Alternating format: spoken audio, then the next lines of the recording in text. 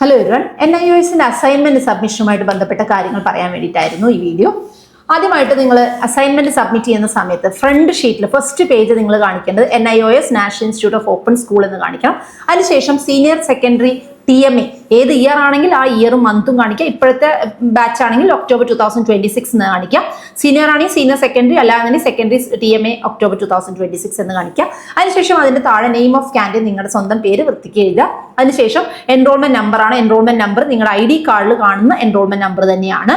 അതിനുശേഷം അത് നിങ്ങളുടെ സബ്ജക്ട് കോഡാണ്. സബ്ജക്റ്റിന്റെ കോഡ് താഴെ നിങ്ങൾക്ക് മോഡൽ കാണിച്ചിട്ടുണ്ടാവും. ആ രീതിയിൽ സബ്ജക്ട് കോഡ് കാണിക്കുക. സബ്ജക്റ്റിന്റെ പേര് കൃത്യമായിട്ട് കൊടുക്കുക. അതുപോലെ centre code, study centre code നിങ്ങളുടെ ID കാർഡിന്റെ ഏറ്റവും താഴെ സ്റ്റഡി സെന്റർ എന്ന് പറഞ്ഞ് കാണിച്ചിട്ടുണ്ടാവും. ആ സെന്റർ കോഡ് കൊടുക്കുക. അതിനുശേഷം സബ്മിറ്റ് ചെയ്യേണ്ട ഡേറ്റ് ആണ്. സബ്മിറ്റ് ചെയ്യേണ്ട ഡേറ്റ് നിങ്ങൾ എല്ലാം പ്രിപ്പയർ ചെയ്ത് എഴുതി കഴിഞ്ഞ ശേഷം ഏറ്റവും ലാസ്റ്റിൽ വരുന്ന ഒരു ഡേറ്റ് ഇട്ടാൽ മതി. അതുപോലെ സബ്മിറ്റ് ചെയ്യുന്നത് ആ സ്റ്റഡി സെന്ററിന്റെ പേരാണ് അവിടെ കാണിക്കേണ്ടത്. പിന്നെ നിങ്ങളുടെ കോഴ്സ് ഏതാണെങ്കിൽ ആ കോഴ്സും കാണിക്കുക. അപ്പോൾ ഈ രീതിയിലാണ് നിങ്ങളുടെ ഒരു അസൈൻമെന്റ് ഫ്രണ്ട് ഷീറ്റ് ഫില്ല് ചെയ്യേണ്ടത്. പിന്നെ ആ ക്വസ്റ്റ്യൻസ് എല്ലാം കഴിഞ്ഞ് ലാസ്റ്റ് ഫൈനലി നിങ്ങളുടെ പ്രൊജക്ടിന്റെ ഒരു ക്വസ്റ്റ്യൻ ഉണ്ടായിരിക്കും. അതും കൂടെ ഇതിന്റെ കൂടെ അറ്റാച്ച് ചെയ്തിട്ടാണ് നമ്മുടെ സെന്ററിലോട്ട് നിങ്ങൾ എന്ത് ചെയ്യേണ്ടത്, അയച്ച് PDF ആയിട്ട് അയച്ചു തരേണ്ടത്. Okay, thank you.